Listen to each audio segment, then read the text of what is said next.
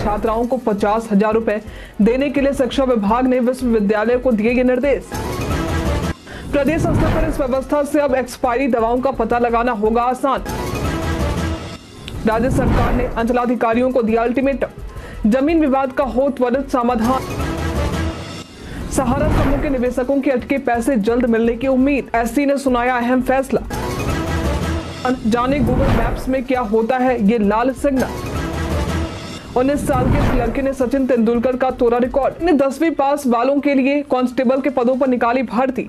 कर्मचारी चयन आयोग ने जीडी कांस्टेबल को लेकर अधिसूचना जारी कर दी है। इस अधिसूचना के तहत 39,481 पदों पर भर्ती होगी। इच्छुक उम्मीदवार इसकी आधिकारिक वेबसाइट ssc.gov.in पर जाकर आवेदन कर सकते हैं। आवेदन प्रक्रिया शुरू है और आवेदन करने की अंतिम तारीख 15 अक्टूबर है। इस भर्ती के लिए उम्मीदवारों को 10वीं पास होना जरूरी है। उम्मीदवारों की आयु सीमा 18 से 23 वर्ष के बीच में होनी चाहिए। जनरल उम्मीदवारों को आवेदन शुल्क के रूप में 100 रुपए देने होंगे। वहीं SC, ST या PWD वर्ग के लिए आवेदन निःशुल्क है। भर्ती से संबंधित सटीक और अधिक जानकारी के लिए आप इसके आधिकारिक वेबसाइट और अधिसूचना को देख सकते हैं। बिहारी बर्थडे स्पेशल में आज हम बात करेंगे कुमारी राधा के बारे में। ये एक प्रसिद्ध हिंदी और मगही कवि थी। इनका जन्म आज के दिन वर्ष 1936 में बिहार के सुपौल में हुआ था। इन्हें छात्र जीवन से ही साहित्य, कला, सामाजिक और राजनीतिक कामों में रुचि थी। ये श्रम रोजगार विभाग से विभागीय पत्रिका श्रमिक की सहायक संपादक भी रह चुकी हैं। इनके द्वारा प्रकाशित पुस्तकों में सरयू कछारों की हिरनी, गुलमोहर का प्रश्न, अधरतिया की बांसुरी और शकुंतला शामिल है। इनमें कुछ हिंदी कविता संग्रह तो कुछ मगही कविता संग्रह भी शामिल है।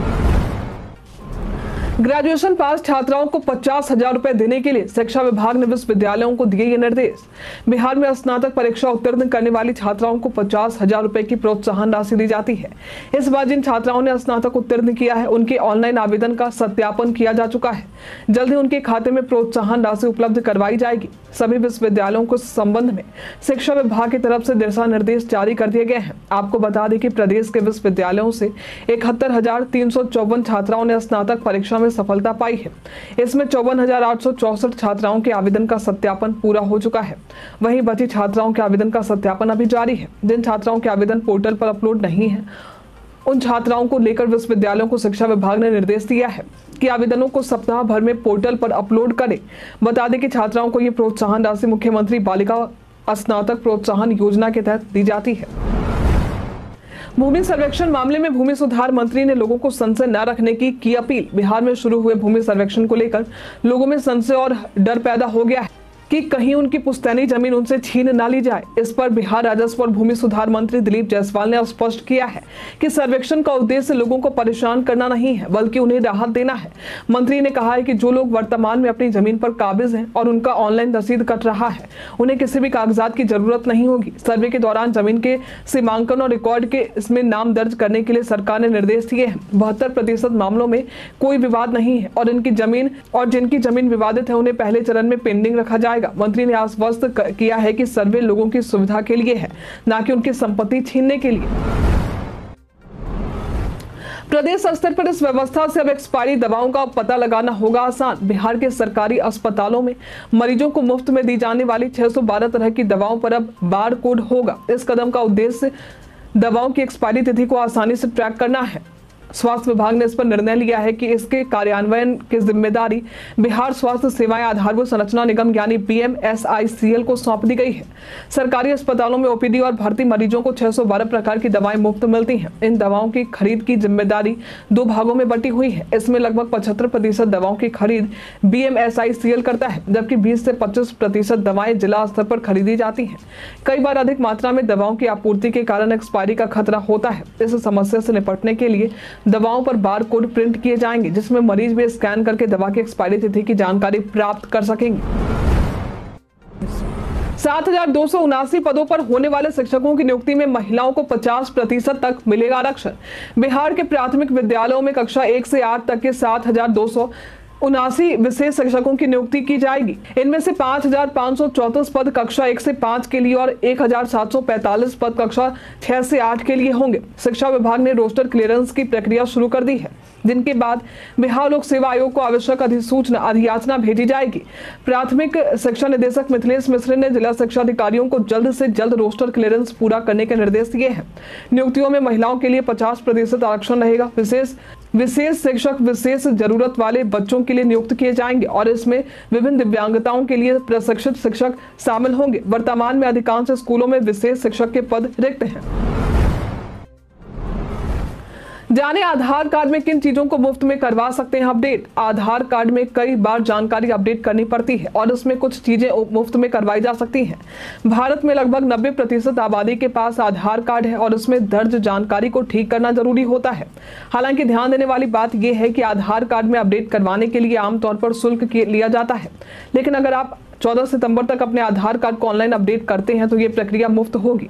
इसके बाद चाहे आप ऑनलाइन या आधार केंद्र जाकर अपडेट करवाएं, आपको 50 रुपए की फीस चुकानी होगी। इस तरह अपने आधार कार्ड की जानकारी को समय पर अपडेट करवा लें।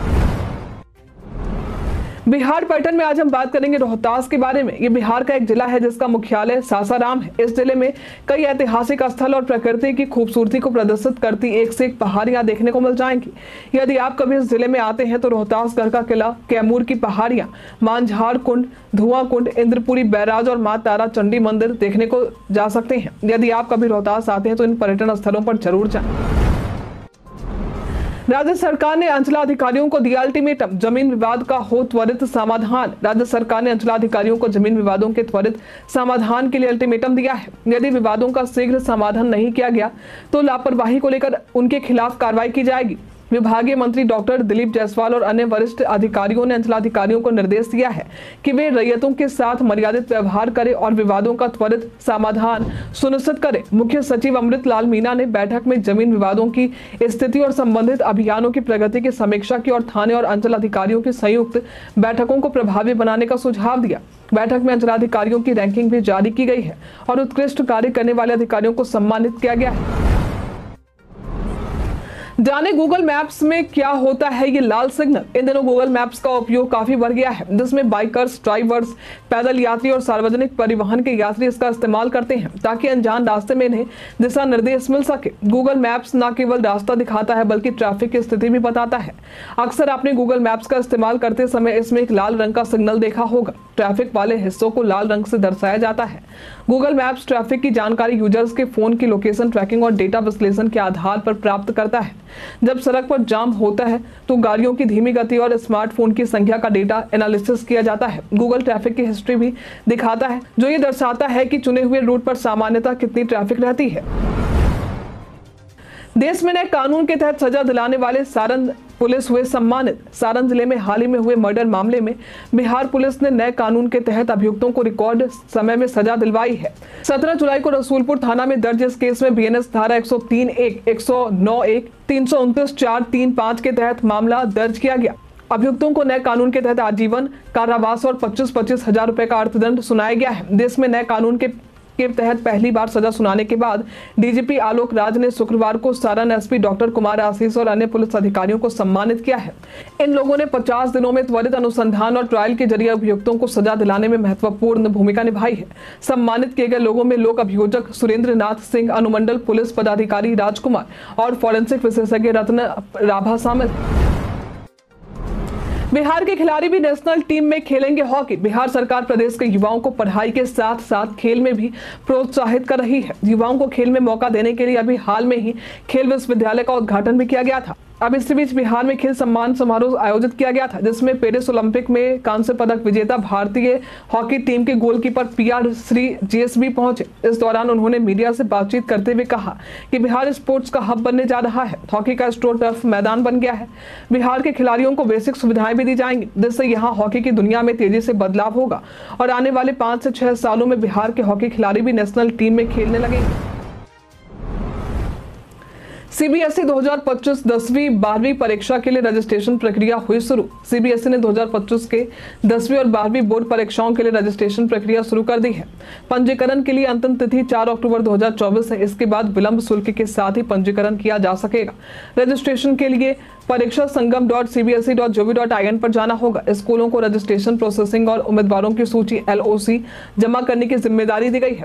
वहीं सही जानकारी देना जरूरी है, क्योंकि गलत विवरण से परेशानी हो सकती है। सीबीएसई बोर्ड परीक्षाएं 15 फरवरी 2025 से शुरू होंगी और डेट शीट नवंबर या दिसंबर 2024 में जारी होने की संभावना है। अधिक जानकारी के लिए सीबीएसई पोर्टल और अपने स्कूल से संपर्क कर सकते हैं। पूर्णिया में नए आईजी शिवदीप लांडे ने ग्रहण किया पदभार। पूर्णिया में नए आईजी शिवदीप लांडे ने बीते दिन अपने पदभार को ग्रहण किया। निवर्तमान डीआईजी विकास कुमार ने उन्हें जिम्मेदारी सौंपते हुए गार्ड ऑफ ऑनर दिया है। आईजी शिवदीप लांडे ने पत्रकारों से बातचीत में कहा कि उनकी प्राथमिकताएं सभी जिलों के एसपी के साथ समन्वय बनाना, अपराध पर नियंत्रण रखना और इंटर स्टेट अपराध में कोऑर्डिनेशन करना होगा। उन्होंने बताया कि अपराध और अपराधियों के तरीके बदल गए हैं और इस पर अध्ययन की आवश्यकता है। शिवदीप लांडे का ट्रांसफर मुजफ्फरपुर क्षेत्र के आईजी पद से पूर्णिया में किया गया है, जबकि छपरा के डीआईजी के रूप में 2010 बैच के आईपीएस नीलेश कुमार की तैनाती की